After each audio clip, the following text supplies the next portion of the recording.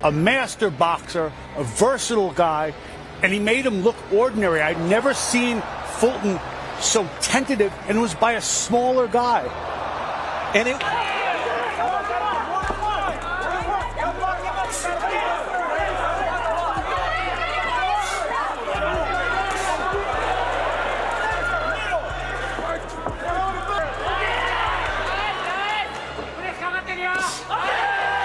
He called himself a gang leader, loud, fearless, and ready to destroy Naoya Inoue like it was just another street fight. But when the bell rang, all that gangster talk turned into desperate silence. Because you can't intimidate a monster who doesn't flinch, you just end up feeding him. Stephen Fulton Jr. was built for noise. The man walked, talked, and fought like he owned the streets. Reporters called him the Philadelphia gang leader of boxing, and he wore that title like a badge of honor. Confidence wasn't the problem, arrogance was. Easy work, he laughed, like he was doing the boxing world a favor. He promised to wipe Inoue out clean, but in boxing, words have a funny way of coming back, usually in the form of a punch you never see coming.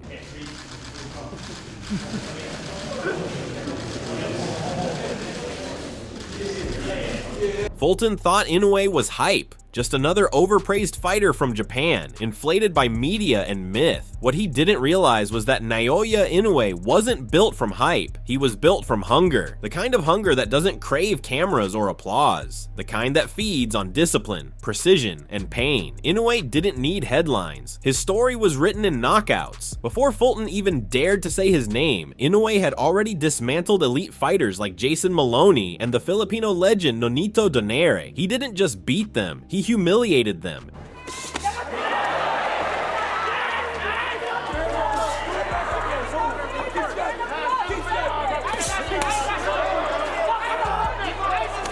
Every punch Inoue threw carried meaning. There was no panic, no wasted motion, only purpose. He was the embodiment of control, a man who studied destruction like an art form. That's why they called him the monster. And this monster didn't roar. He didn't threaten. He didn't need to. His silence was enough to shake anyone paying attention. Every man who mocked him, every fighter who underestimated him, walked into the ring full of confidence and walked out broken. So when Fulton started barking, Inoue didn't blink. He'd seen this story before, loud men with loud mouths, and they all ended the same way, silent on the canvas.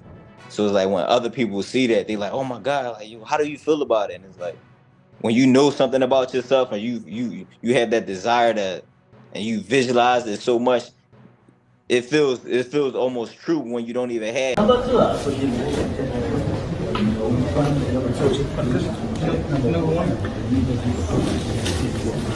But this time, it wasn't just another fight for Inoue. This time, it was personal. Fulton's words weren't just trash talk, they were insults that cut deep, mocking everything Inoue stood for. Precision, respect, and legacy. It wasn't just about defending a title anymore, it was about defending pride, his and Japan's. And that's when things turned ugly. Just days before the fight, Fulton's camp tried to twist the narrative. His trainer stormed into the media room and accused Inoue of cheating. "I won't let my fighter get in the ring with someone who has loaded gloves," he yelled, waving his phone, claiming he had proof.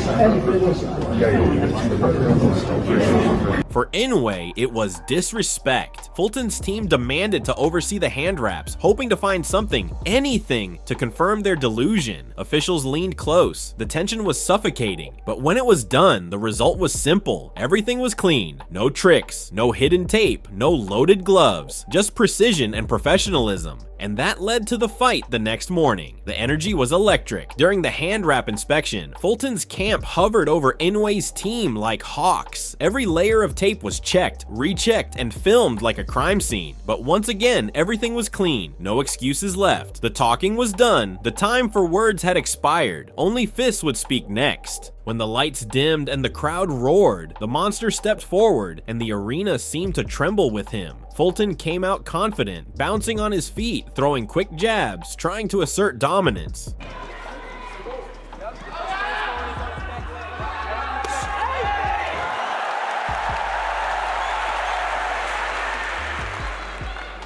But Inoue didn't move back. He didn't even blink. He just stared. Cold, unreadable, unshaken. While Fulton was fighting, Inoue was studying. Every step, every twitch, every blink recorded. By the end of round 1, Fulton's grin had faded. He realized this wasn't easy work. He wasn't fighting a man. He was fighting a system designed to dismantle him. Round 2. And the monster began to hunt. Inoue's rhythm clicked into place like gears in a machine. Sharp jabs pierced through Fulton's guard. Body shots echoed through the arena, each one a reminder that power doesn't always shout. Sometimes it whispers before it destroys.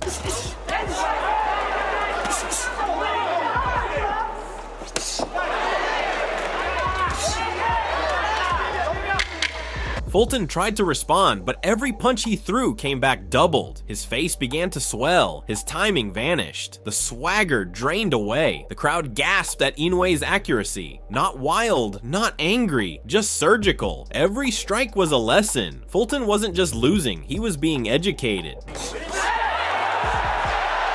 By round 3, the lesson was brutal. Fulton's punches found nothing but air, his movements desperate, his defense unraveling. Inoue moved like a ghost, there 1 second, gone the next. The so-called gang leader looked like a man lost in his own war.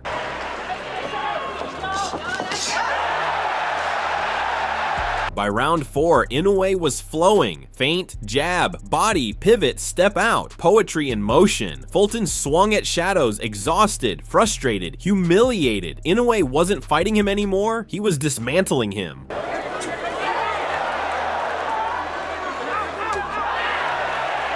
Round 5 turned the ring into a classroom. Every jab snapped Fulton's head back. Every hook landed with precision. The bigger man was being walked down by a smaller assassin who fought like a machine made of ice and fire.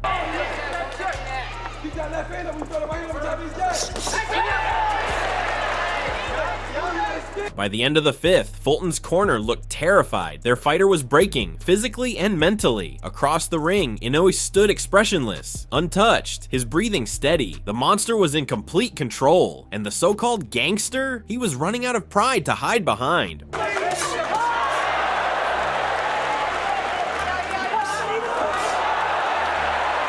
Round 6, the breaking point. Fulton's corner shouted, "Step it up," but he had nothing left to step with. His legs were gone, his timing gone, his heart slowly cracking under pressure. Inoue didn't chase him, he controlled him. Every movement Fulton made, Inoue predicted. Every reaction anticipated. His footwork was hypnosis, his feints, psychological warfare. Before the punches broke Fulton's body, Inoue's rhythm had already broken his soul. You could see it in his eyes, the panic, the realization. He wasn't fighting to win anymore. He was fighting to survive.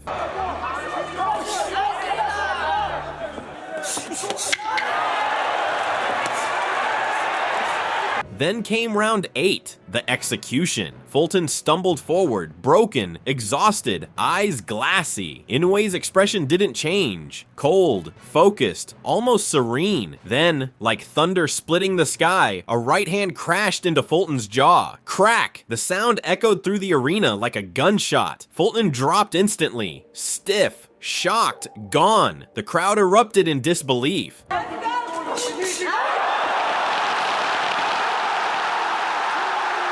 The monster had struck. Fulton tried to rise, legs trembling, pride screaming louder than pain, but it was over. Inoue smelled blood. A flurry followed. Left, right, body, head, each shot faster and sharper than the last. The referee jumped in, waving his arms. It was done. The fight was over. The noise was over. As the crowd exploded, Inoue didn't roar or celebrate. He didn't beat his chest or taunt. He simply bowed, calm, respectful, deadly. Across the ring, Fulton sat on his stool, silent and broken. All that talk, all that bravado turned to dust. The same mouth that promised to wipe Inoue out clean could barely open. There was no sound left, only the echo of his own downfall. The monster!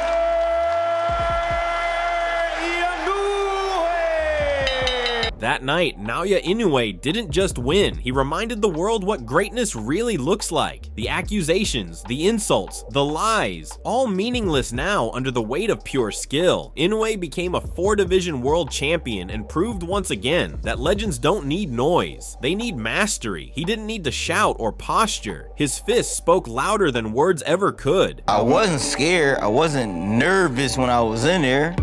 Like, people already knew I'm not scared. Everything was like delayed off. I couldn't really get my groove. Stephen Fulton learned the harshest lesson in boxing, that sometimes the punches you throw before the fight are the ones that hurt the most when you have to take them back. Because in the end, this wasn't just a fight, it was art. It was humility clashing with arrogance, discipline dismantling ego. The monster didn't just beat a man, he silenced an empire of talk, and when the dust settled, only one truth remained. You don't talk trash to a monster, because when the monster finally speaks, he doesn't yell, he strikes. So what do you think? Did Naoya Inoue just prove he's the true pound-for-pound king of boxing? Let me know in the comments.